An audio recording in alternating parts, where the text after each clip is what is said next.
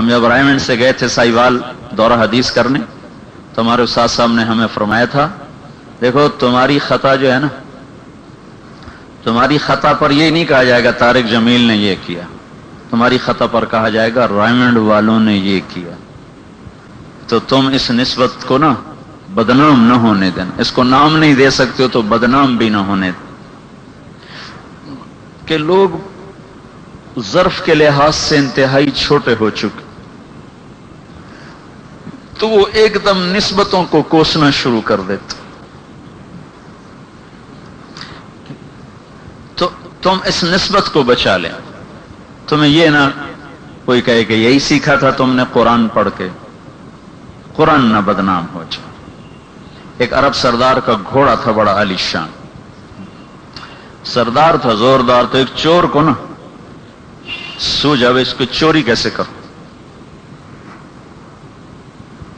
تو وہ راستے میں بیٹھ گیا. وہ گزرا عرب سردار وہاں سے، تو اسے کہا جی میں مسافر ہوں، مجھے اپنے ساتھ چڑھا لیں، بیمار ہوں. کہا آ جاؤ. کہا میں تو بہت معذور ہوں، آپ نیچے اتر کے مجھے اوپر بٹھائیں گے تو میں بیٹھ سکوں گا، ویسے تو میرے اٹھنے کی بھی حالت نہیں. تو وہ نیچے اترا اور اس نے اس کو سہارا دے کے اوپر بٹھایا. تو اس نے گھوڑے کو ایڑ لگا دی، گھوڑا تو چور کا ساتھی. تو اس نے کہا اچھا ایک بات تو سنتے جاؤ. کہا کیا؟ کہا کسی کو بتانا نہیں کہ تم نے یہ گھوڑا کیسے حاصل کیا، ورنہ لوگ ضرورت مندوں پر اعتماد کرنا چھوڑ جائیں گے. تو اس کو ایسی شرم آئی کہ اس نے واپس آ کے گھوڑا اس کو واپس کر دے. تو آج لوگوں میں ظرف ہے کوئی نہیں، وہ ایک دم پیچھے پہنچ جائیں گے. اچھا یہ قرآن پڑھیا تو یہی تبلیغ تو انہوں سبق دیتا ہے، چاہے سارا جرم اپنا ہوگا. میں بتا رہا ہوں 99.99% ساس اور سسر یہ قصوروار ہوتے، 1% لڑکیوں کا بھی قصور ہوتا، کہیں لڑکیوں کا بھی ہوتا. لیکن اب 50 سال عمر ہو گئی اور گھروں میں رہتے ہو گئی، یہی دیکھا ہے کہ قصوروار سسرال والے ہی ہوتے. وہ حدود شریعت کو سمجھتے نہیں، وہ دخل اندازی کرتے ہیں، پھر اپنے گھر کو آگ لگا کے بیٹھ جاتے. ہمارے ایک ذمہ دار ہیں ہارون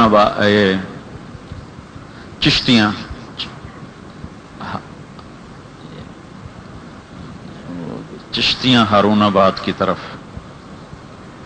نہیں، وہ اور ایک تحصیل ہے، باول نگر کی تحصیل ہے. ہمارے مفتی احمد علی صاحب جہاں سے ہیں، منچن آباد کا بڑا ذمہ دار ہے. اس کے 3 بیٹے ہیں، ایک بیٹا میرا کلاس فیلو تھا، پھر وہ فیل ہوتا ہوا تھا میرے چھوٹے بھائی کا کلاس فیلو بنا، پھر وہ خیر ڈاکٹر بن گیا. ایک بھائی بڑا بھائی وزیر ہے، چھوٹا وہاں ذمہ دار کرتا ہے، تیسرا آئی اسپیشلسٹ ہے بہاولپور میں. تو اس نے ہم تینوں بیٹوں کی شادیاں کی، تینوں کو گھر بنا کے دیے.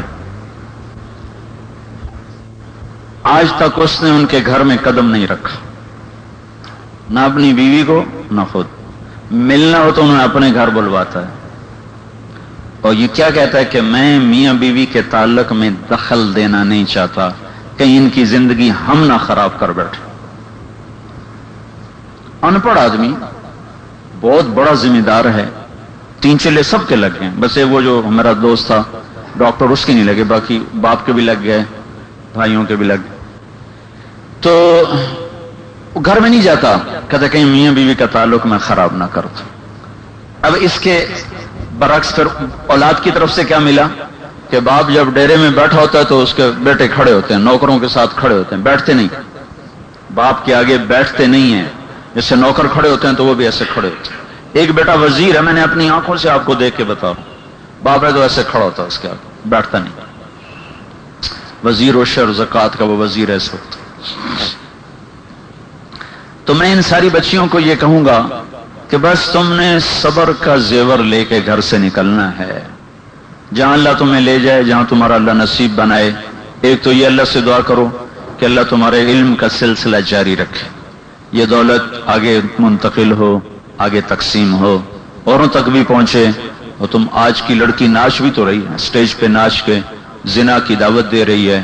یہ بڑے بڑے بورڈ پر بھی لڑکیاں ہی ہیں جو کپڑے اتار کے کوئی موٹر سائیکل بیچنے کا ذریعہ بن رہی ہے، کوئی موبائل بیچنے کا ذریعہ بن رہی ہے، کوئی فریج بیچنے کا ذریعہ بن رہی ہے، کوئی یہ ایئر کنڈیشن بیچنے کا ذریعہ بن رہی ہے. یہ بھی لڑکیاں ہی ہیں، کوئی اسٹیج پہ ناچ رہی ہیں، کوئی فلموں میں ناچ رہی ہیں. وہ شر کے پھیلانے کا ذریعہ بن. فحاشی کا محرک عورت ہوتی ہے، ظلم و ستم کا محرک مرد ہوتا ہے. السارق والسارقہ، چور مرد چور عورت کے ہاتھ کاٹو. الزانیۃ والزانی، بدکار عورت بدکار مرد کو کوڑے مارو. تو بدکاری میں عورت کا ذکر پہلے ہے، چوری میں مرد کا ذکر پہلے ہے کہ ظلم و ستم سے متعلق جو جرائم ہیں وہ مردوں سے شروع ہوتے ہیں. بدکاری، فحاشی، آوارگی کے جرائم ہیں وہ عورتوں سے پہلے شروع ہوتے. تم آپ اللہ سے یہ دعا کریں کہ اللہ تعالیٰ آپ کو خیر کا ذریعہ بنائے، قرآن کے خدمت کا، دین کا.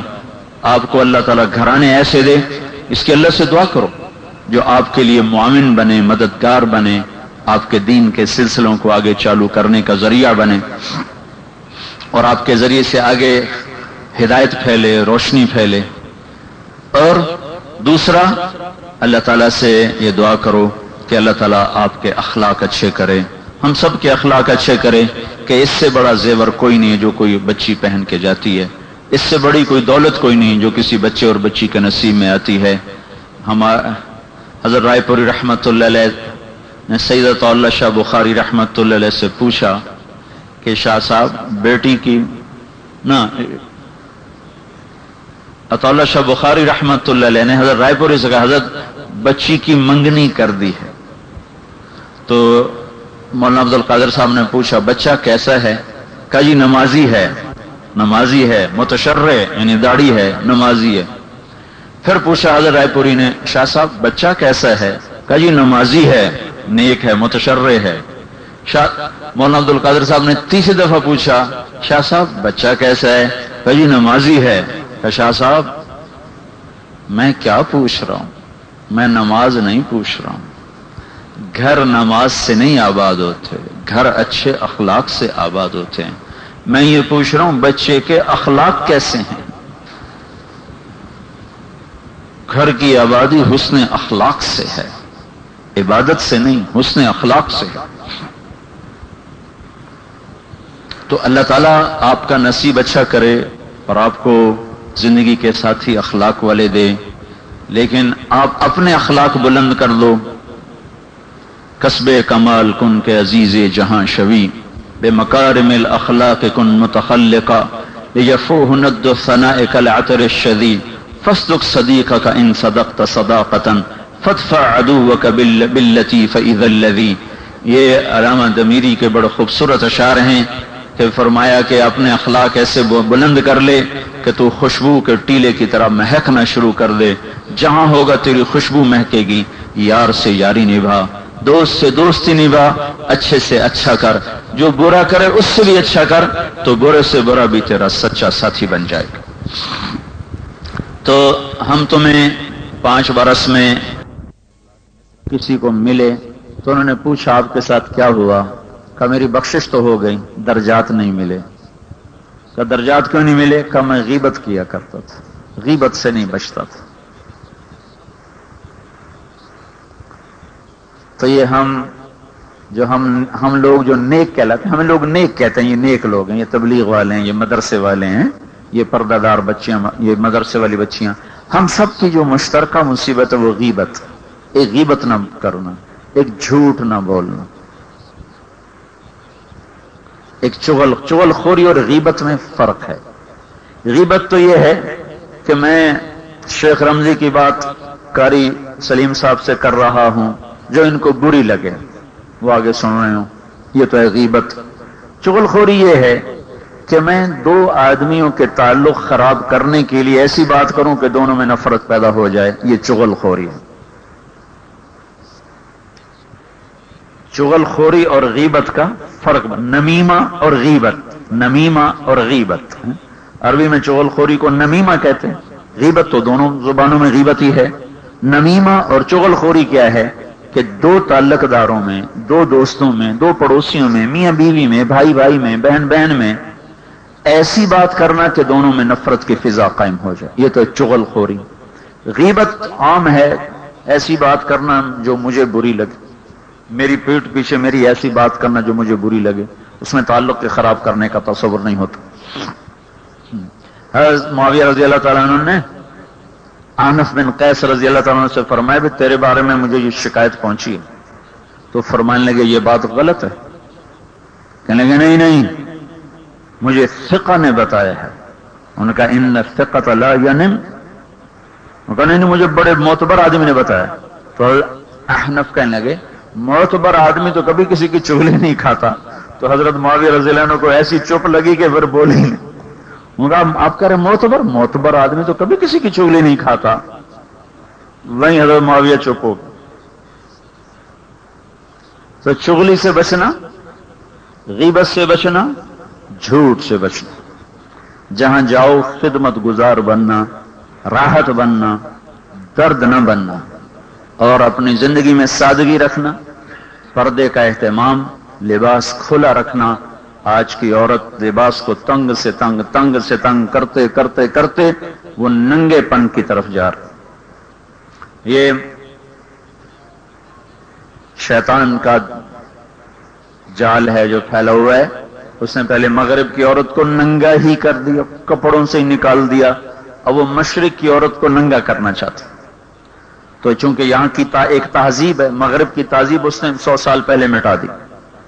ہماری مضبوط تہذیب ہے چونکہ اسلام کی بنیاد پر ہے، تو اس کو ختم کرنے میں اس کو زور لگانا پڑا۔ تو پہلے وہ ہمارے زمانے میں ٹیڈی لباس ہے، تنگ لباس، تنگ، مجھے یاد ہے اتنے تنگ ہم پتلونے پہنتے تھے کہ وہ یہ ایڑی کے نیچے کاغذ رکھتے تھے، اس کے اوپر سے پہنچا پھسل کے اوپر جاتا تھا، ایسی تنگ ٹیڈی بوت، ٹیڈی پتلونے، کہ جسم اس میں پھنس جائے۔ یہاں سے بڑھاتے بڑھاتے پھر مختصر کرنا، اب کرتے مختصر ہو گئے، شلواریں مختصر ہو گئیں، اور ٹخنوں سے اوپر تک شلواریں جا رہی ہیں، اور بازو ننگے ہو رہے ہیں، گلے ننگے ہو رہے ہیں۔ اللہ کے نبی نے فرمایا کاسیات عاریات، قیامت کے قریب ایسی عورتیں آئیں گی جو کپڑا پہن کے بھی ننگی ہوں گی، ان کو جنت کی ہوا بھی نہیں ملے گی۔ جنت تو بڑی دور کی بات ہے، یہ جنت کی ہوا بھی نہیں لے سکتی۔ تو ساری زندگی اپنے پردے کا اہتمام رکھنا۔ ابھی ایک جماعت یمن سے آئی ہے، ہمارا شاگرد اس میں تھا، مولوی سعید ملتان کا، حضرموت میں سفر کر کے آیا۔ وہ کہنے لگا میں حیران ہوں، سارے علاقے میں 7 برس کی بچی کو بھی بن برقعے کے نہیں دیکھا۔ 7 برس کی بچی کے بھی دستانے بھی ہوتے تھے، موزے بھی ہوتے تھے، پورا حجاب برقع ہوتا تھا۔ تو ہم جو کہ مغرب کی لپیٹ میں یلغار میں آ چکے ہیں، تو میں یہ بات عرض کروں گا کہ اپنے پردے کا اہتمام رکھنا، لباس کھلا رکھنا، ڈھیلا ڈھالا رکھنا، اوروں کے لیے اوروں کو موقع نہ دینا تانا زنی کا، نشتر زنی کا۔ جتنی ہماری نسبت اللہ رسول کی طرف ہوگی اتنا ہماری زندگی خوشحال اور خوشگوار ہوگی۔ گھر کی خدمت اپنی سعادت سمجھ۔ اب ظاہری پڑھائی کا وقت ختم ہے تو اب عملی پڑھائی ہے، گھر میں خدمت، باپ کی خدمت، ماں کی خدمت، بھائیوں کی خدمت، بڑوں کی خدمت، اور اپنے نوافل کا اہتمام، تلاوت کا اہتمام، ذکر کا اہتمام، اور چپ رہنے کا عزم، جواب نہیں دینا۔ ہمارے نبی کی 2 باتیں ہیں